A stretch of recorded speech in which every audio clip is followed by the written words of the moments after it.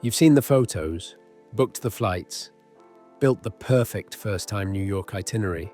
I hate to break it to you, but that perfect trip, it's a lie, because your plan is about to walk you straight into 7 tourist traps designed to waste your time and quietly drain your bank account.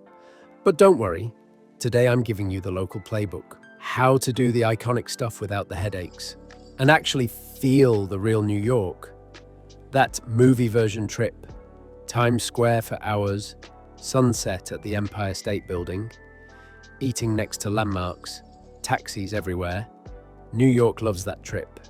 It's a well-oiled machine, and if you follow it, you'll go home exhausted, a little broke, and wondering why everything felt stressful. So we're tearing up that tourist itinerary. I'm going to expose the 7 biggest lies first-timers fall for. And for each one, I'll give you the smarter alternative that locals and seasoned visitors actually use. This isn't skip the famous sites. This is do them better. Lie number 1. You have to experience Times Square. If your itinerary says afternoon in Times Square, I need you to hear this with love. That's a trap. Times Square isn't a neighborhood. It's a neon pressure cooker. Packed pavements, giant adverts, and people trying to hustle you every 10 steps. The classic traps, costumed characters who jump into your photo uninvited, then demand cash. Free bracelet or CD handoffs that suddenly aren't free once they're on your wrist. Chain restaurants with inflated prices, long waits, and food you could get better at an airport. It's not that you can't go, it's that people treat Times Square like a destination instead of what it really is. A quick, iconic moment. Here's how to do Times Square like a local. 1. Hit and quit. Go once, preferably at night, when it actually looks unreal. The neon, the energy, the scale. Spend 15 to 20 minutes. Red steps at the TKTS booth. Photos, soak in the chaos. Then bounce. That's it. You've done Times Square. And for food before Broadway, golden rule. Walk 2 avenues, step away from 7th Avenue, head toward 9th Avenue in Hell's Kitchen. Suddenly, you're in a real neighborhood, with better food, better prices, and actual New Yorkers eating next to you. Lie number 2. Sunset is the best time for an observation deck. That cinematic sunset at the top. Moment sounds perfect, until you realize everybody had the same idea. Sunset is peak crowds and often peak pricing. You'll wait through security, lifts, photo stations, and packed viewing areas. And instead of a peaceful skyline moment, you're basically playing shoulder-to-shoulder Tetris, trying to get one clean shot. The vibe you imagined? Replaced by elbows and frustration. You should absolutely do an observation deck. Just time it smarter. Best times: early morning, when the light is soft and the crowds haven't arrived. Or late night, when the city grid glows like a circuit board and the vibe is completely different. Both beat sunset for actually enjoying the experience. Quick deck guide based on your goal. Want the Empire State Building in your photos? Choose top of the rock. It's the classic skyline angle. Want modern, immersive, wow content? Summit 1. Vanderbilt has those mirror rooms. Want outdoor adrenaline with glass floor vibes? Edge at Hudson Yards. And whatever you pick, book ahead online. Your future self will thank you. Lie number 3. You can walk NYC in normal shoes. This lie ruins more first trips than bad weather. New York isn't a casual stroll city. First-timers routinely do 15 to 20,000 steps a day. And it's not cute cobblestones.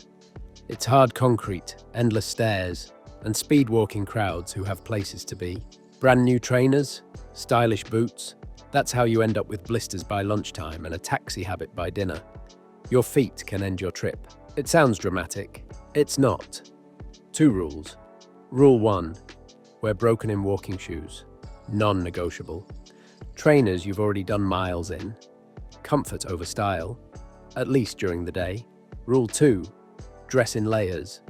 New York swings from warm streets to freezing museums to windy waterfronts in the same afternoon. You need options. Bonus local tip. Manhattan blocks are not equal. North-south blocks feel quick, about 20 per mile, but avenues running east-west? Much longer than they look on maps. Plan fewer, far-apart stops than you think you can handle. Your feet are part of the itinerary. Lie number 4. A good itinerary hits highlights all over the city. Most first-timer itineraries look like this. Morning downtown, afternoon midtown, evening in Brooklyn. On paper, efficient. In real life, you spend your day commuting, walking to stations, waiting, transferring, walking again. And here's what that kills. Your best NYC moments. The random side street you'd have wandered down. The hidden bakery you'd have found. The park you didn't plan. The tiny gallery you'd have ducked into. When you're rushing to the next highlight, you miss what makes New York actually magic. Think neighborhoods, not greatest hits. Cluster your activities by area, then actually spend time in that area. Leave room for wandering, leave room for getting a bit lost. That's when New York reveals itself. Here's a simple 3-day structure that actually works. Day 1, Lower Manhattan, Statue of Liberty area, Financial District, 9/11 Memorial, then walk the Brooklyn Bridge. Day 2, Midtown, Grand Central, Bryant Park, your observation deck, Broadway show. Day 3, Brooklyn, Dumbo for the views, Williamsburg for food and street art. You'll still see the icons, without feeling like you're chasing your own schedule. Quick check. If this is already changing how you're planning your trip, hit like. It tells me to keep making guides like this. 3 more lies to go, and the next one is about money. Lie number 5. A taxi from the airport is the easiest move. The second you land, the easy option is tempting. Cab straight to your hotel. No thinking, no navigating, just get there. But that convenience comes with a price tag most people don't expect. From JFK, yellow taxis use a $70 flat fare to Manhattan. But that's just the start. Surcharges, tolls, and tip push the real total toward $100 or more depending on timing and route.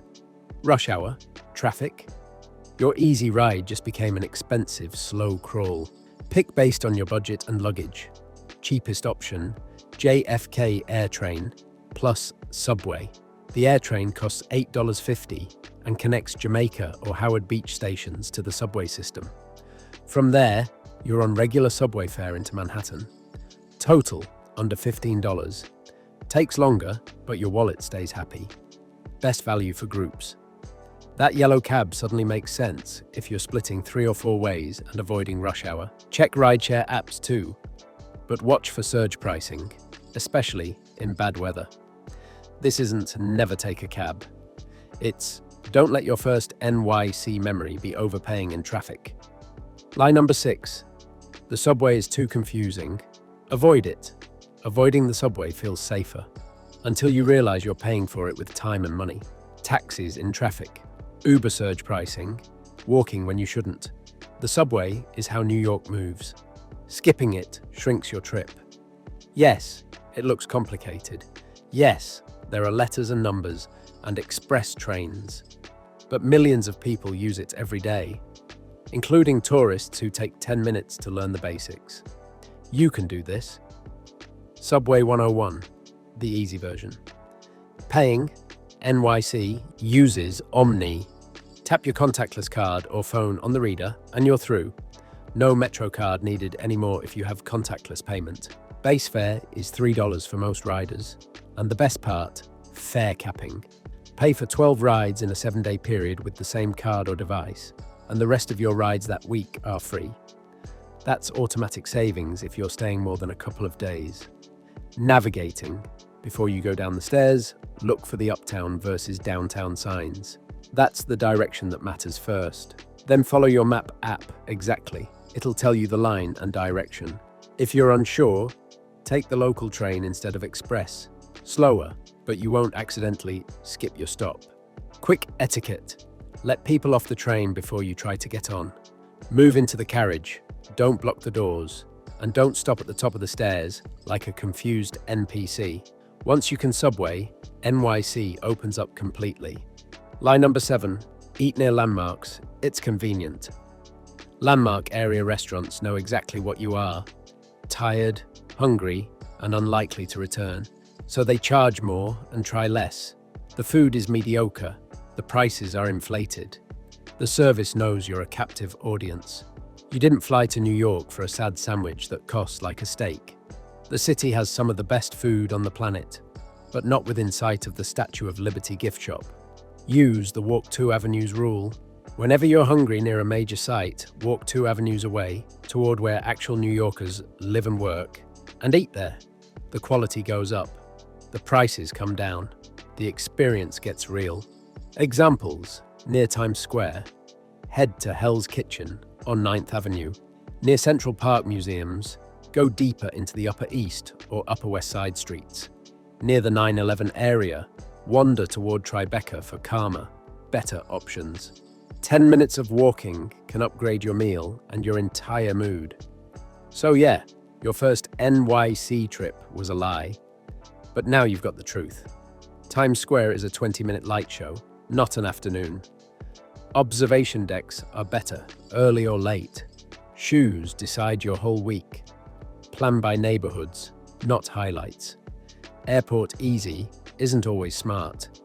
The subway is your superpower, and landmark food is almost never the move. Do New York this way, and you'll come home with stories, not just receipts. With memories, not just blisters. With the feeling that you actually experienced the city, not just survived it. Which lie were you about to fall for? Times Square, sunset decks, airport taxis, the subway fear, or the landmark food trap? Comment it below. I read them all. And if you want more no-fluff travel guides that save you time and money, hit like and subscribe. Welcome to the real New York.